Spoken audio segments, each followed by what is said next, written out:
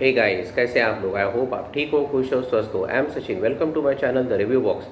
Video शुरू करने से पहले मेरे चैनल को सब्सक्राइब करें और वीडियो को लाइक फॉलो शेयर ज़रूर करें और अपने कीमती कमेंट्स को डालना न भूलिए। So let's see what's there in the review box today. आज के वीडियो का टाइटल है India manufacturing hub. Really can India become the world's manufacturing hub? Future India. Deepak ji, it's incredible for you.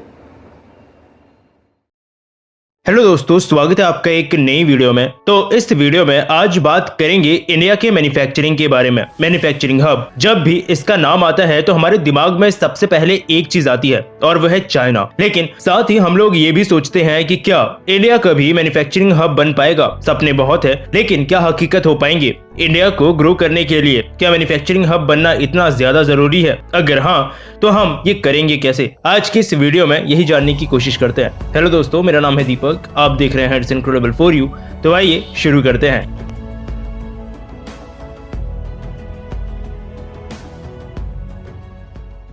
अब सबसे पहले इसको समझने से पहले एक चीज मुझे आप लोगों को बतानी पड़ेगी और वो है इकोनॉमी से रिलेटेड। लेकिन यहाँ पर मैं ओवरऑल नॉमिनल की बात नहीं करूंगा, बल्कि बात करेंगे पर कैपिटा की। पर कैपिटा इनकम होती है जो, जैसे मानो इंडिया का जो भी नेशनल इनकम यानी हमारी जीडीपी है, उसे अगर पॉपुलेशन से डिवाइड कर दिया जाए तो पर कैपिटा निकलती है। और यही ट्रू पिक्चर होती है किसी भी देश की इकोनॉमी की। बहुत सी ऐसी कंट्रीज हैं यूरोप में जिनकी ओवरऑल इकोनॉमी आपको बहुत बड़ी नहीं मिलेगी इंडिया जैसी, लाइक ट्रिलियंस ऑफ डॉलर्स में, लेकिन उनकी पर कैपिटा बहुत ज्यादा है, 50,000 60,000 डॉलर तक। वहीं इंडिया की कितनी है? लगभग 2,300 डॉलर्स। इस मामले में चाइना भी कोई बहुत ज्यादा आगे नहीं है, लेकिन इंडिया से तो आगे ही है। जिस वजह से इंडिया को बहुत समय तक अच्छी ग्रोथ लानी पड़ेगी, क्योंकि हम लोगों को सबसे पहले ध्यान देना पड़ेगा अपनी पर कैपिटा इनकम को इंक्रीज करने में। लेकिन ये ग्रोथ इंडिया में आएगी कैसे? इंडिया में पहले से ही हमारा मैन्युफैक्चरिंग सेक्टर कहीं ना कहीं पीछे चला गया है। अच्छी ग्रोथ हमें इस चीज में टाइम पे देखने को नहीं मिली है। ऑल्दो इंडिया के सर्विस सेक्टर ने काफी अच्छी ग्रोथ दिखाई है। एग्रीकल्चरल बेस्ड इकोनॉमी से हम लोग सर्विस सेक्टर की तरफ शिफ्ट हुए और शायद कहीं ना कहीं यही चीज हमारे मैन्युफैक्चरिंग सेक्टर के लिए प्रॉब्लम भी लाया, क्योंकि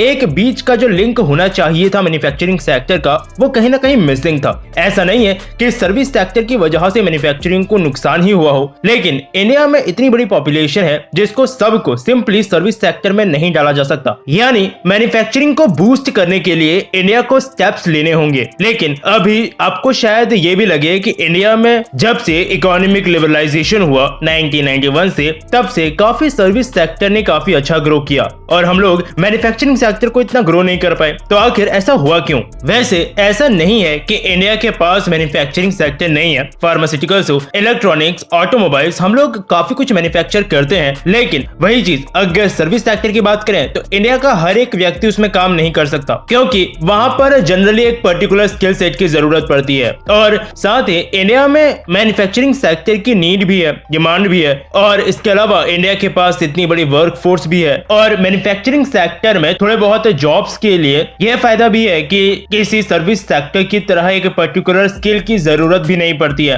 और यहाँ पर फायदा दोनों का है। इंडिया की मैन्युफैक्चरिंग में फायदा है और इंडिया में पॉपुलेशन को जॉब्स मिल रही हैं तो उनका फायदा है। लेकिन मैन्युफैक्चरिंग में इसके अलावा और क्या प्रॉब्लम हो सकती है? देखो, मैन्युफैक्चरिंग में इंडिया की प्रॉब्लम एक और चीज भी है, और वो ये कि चीजों को बनाने के लिए रॉ मटेरियल चाहिए, और बहुत सा रॉ मटेरियल इंटरमीडिएट गुड्स के लिए हम लोग बाहरी कंट्रीज पे डिपेंडेंट है। कुछ इंडस्ट्रीज में इंडिया के अंदर फिनिश गुड्स की मैन्युफैक्चरिंग होती है, जैसे कि फार्मास्यूटिकल्स या फिर इलेक्ट्रॉनिक्स, लेकिन थोड़े बहुत वो भी इंपोर्ट डिपेंडेंट ही है। यानी जब सामान बाहर से आएगा तब हम बनाएंगे। ऑल्दो अभी गवर्नमेंट का ध्यान थोड़ा बहुत इस तरफ है, और मैन्युफैक्चरिंग में जो बहुत ज्यादा ध्यान पास्ट में मैं कहूंगा नहीं दिया जाता था, एटलीस्ट अब उसको इंपॉर्टेंस दी जा रही है। और ये लोगों को भी समझ में आ रहा है कि मैन्युफैक्चरिंग सेक्टर को ग्रो करना देश के लिए काफी जरूरी है। लेकिन मेरे ख्याल में उतना ही जरूरी ये भी है कि हम लोग अपनी dependency raw material, intermediate goods के लिए बाहरी देशों से कम करें। लेकिन इसके साथ ही इंडिया के लिए compete करना भी जरूरी है।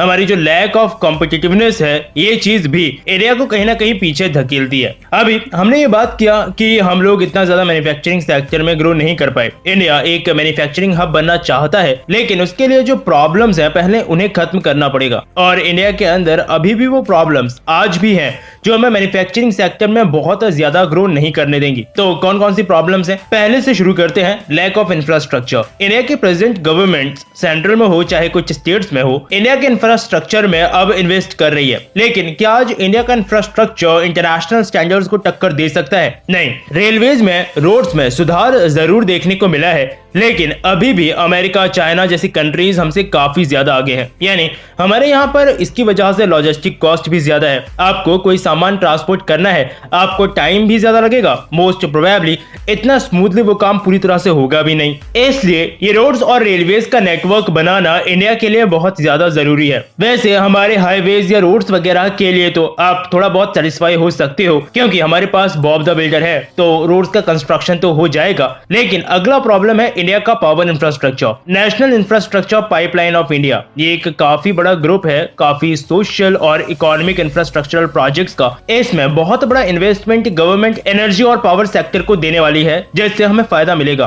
और वैसे ये जो चीजें मैं आपको बता रहा हूँ ना, यही वो कुछ चीजें भी हैं जिनमें चाइना ने बाजी मारी है। उसका इंफ्रास्ट्रक्चर बेहतर है, कम लॉजिस्टिक कॉस्ट है, हाईवेज रेलवेज का बहुत अच्छा कनेक्टिविटी है। इसके अलावा इंडिया के अंदर इंपोर्ट टैरिफ भी ज्यादा है, यानी कहूंगा कि ठीक ठाक ज्यादा है। इंपोर्ट प्रोसेस भी कहीं ना कहीं थोड़ा सा कॉम्प्लेक्स है, और करप्शन का तो क्या ही बोलूं, आपको ज्यादा हो या कम, जैसा आप चाहो आपको आज भी हर जगह देखने को मिल ही जाता है। लेकिन इसमें अब हमें क्या करना है? देखो, एक चीज तो गवर्नमेंट ने शुरू किया है, जो कि है PLI स्कीम। PLI मतलब है प्रोडक्शन लिंक्ड इंसेंटिव स्कीम्स। एक इनिशिएटिव है गवर्नमेंट ऑफ इंडिया द्वारा, जिसके थ्रू गवर्नमेंट कोशिश कर रही है कि देश के अंदर फॉरेन कंपनीज को अट्रैक्ट किया जाए सब्सिडी दे करके, जिससे इंडिया में एम्प्लॉयमेंट भी जनरेट होगा, साथ ही डोमेस्टिक और लोकल प्रोडक्टिविटी को भी बढ़ावा मिलेगा, और इससे भी छोटे लेवल पर माइक्रो जॉब्स जनरेट होंगी। क्योंकि अगर इन इंडस्ट्रीज ने ग्रो करना शुरू किया तो इंडिया आज अपनी पॉपुलेशन का, अपनी ह्यूमन रिसोर्स का, अपने चीप लेबर कॉस्ट का एक बहुत बड़ा फायदा यहाँ पर ले सकता है। क्योंकि ये फायदा सिर्फ इंडिया के पास है।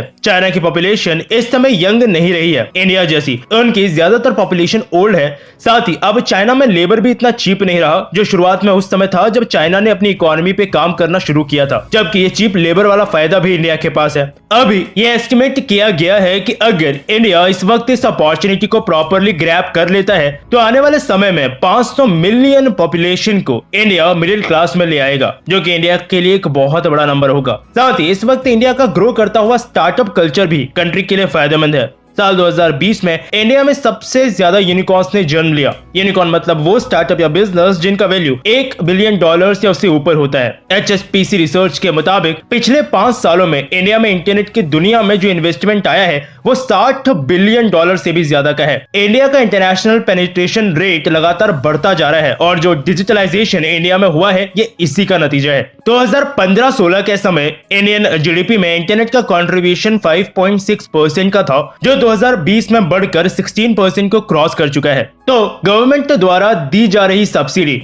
इंडिया के अंदर तेजी से पेनिट्रेट करता हुआ इंटरनेट, इंडिया का डिजिटलाइजेशन, क्या ये काफी है इंडिया में इन्वेस्टमेंट लाने और इसे मैन्युफैक्चरिंग हब बनाने के लिए? देखो, आपकी राय इसमें अलग हो सकती है। जो भी आपकी राय है वो मुझे नीचे कमेंट सेक्शन में जरूर बताइएगा। लेकिन मेरे हिसाब से जो मेन चीजें जिनमें काम करना है वो है ईज ऑफ बिजनेस रैंकिंग को बेहतर बनाना, कंट्री का इंफ्रास्ट्रक्चर बेहतर करना, ताकि कंपनीज को एक प्लग एंड प्ले मॉडल मिले जिससे वो सीधा इंडिया में आए और डायरेक्टली अपना काम शुरू कर सके। Human resource, cheap labour India के पास जरूर है, लेकिन साथ ही टेक्नोलॉजी की वजह से बहुत ज्यादा ऑटोमेशन भी इंडस्ट्रीज में हो चुका है। चाइना के टाइम पे शायद जो काम 4 लोग मिलकर करते होंगे वो आज एक मशीन कर देती है। इसलिए हमें बाकी पॉइंट्स की तरफ भी ध्यान देना होगा। जियोपॉलिटिक्स में होते हुए बदलावों को अपने लिए इस्तेमाल करके अपने ट्रेडिंग रिलेशंस बाकी कंट्रीज के साथ बेहतर बनाने होंगे। यानी इंडिया के लिए मैन्युफैक्चरिंग हब बनना कोई इम्पॉसिबल टास्क नहीं है, लेकिन थोड़ा मुश्किल जरूर होने वाला है, क्योंकि इम्प्रूवमेंट की गुंजाइश आज भी काफी सारी जगहों पर है। बाकी अगर आप इसके बारे में कुछ भी कहना चाहते हैं तो मुझे नीचे कमेंट सेक्शन में जरूर बताइएगा। वीडियो अगर आपको पसंद आई है तो वीडियो को लाइक और शेयर जरूर करना। फिर मिलूंगा आपसे एक और नए इंटरेस्टिंग टॉपिक की एक नई वीडियो के साथ। तब तक के लिए अलविदा। दोस्तों, वीडियो में अभी चर्चा हुई है मैन्युफैक्चरिंग हब के बारे में। जब भी मैन्युफैक्चरिंग हब की बात होती है तो हमेशा हमारे सामने नाम आता है चाइना का, अमेरिका का, या जो प्रगत देश है, डेवलप कंट्रीज है, उनका नाम आता है। और खास करके एशिया में जब भी होता है तो हमेशा चाइना लीड करता है। तो क्या हम ये सपना देख सकते हैं कि आने वाले वक्त में, आने वाले समय में क्या इंडिया मैन्युफैक्चरिंग हब बन सकता है, या फिर यह सपना ही रहेगा?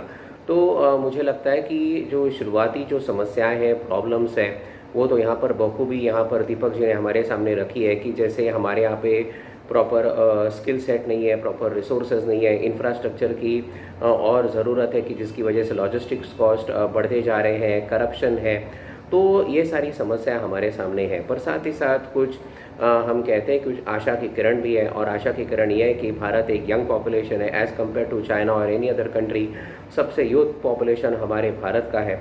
अगर इस यूथ को सही दिशा दी जाए, डायरेक्शन दी जाए, अगर प्रॉपर यूटिलाइजेशन ऑफ रिसोर्सेज किए जाए, प्रॉपर स्किल सेट उनको दिए जाए, ट्रेनिंग एंड डेवलपमेंट किया जाए, तो हाँ, हम बिल्कुल मैन्युफैक्चरिंग हब बन सकते हैं। वैसे तो हम मैन्युफैक्चरिंग करते आ रहे हैं, चाहे वो फार्मास्यूटिकल्स हो, इलेक्ट्रॉनिक्स हो, ऑटोमोबाइल सेक्टर हो, बट और भी गुंजाइश है ताकि जो बड़े बड़े कंपनीज़ है पूरे वर्ल्ड में वो अपना मैन्युफैक्चरिंग हमारे हिंदुस्तान में करे और यहीं से फिर पूरी दुनिया को वो एक्सपोर्ट करे, जिससे हमारे फॉरेन एक्सचेंज रेवेन्यू को भी फ़ायदा हो, इकोनॉमी को भी फ़ायदा हो।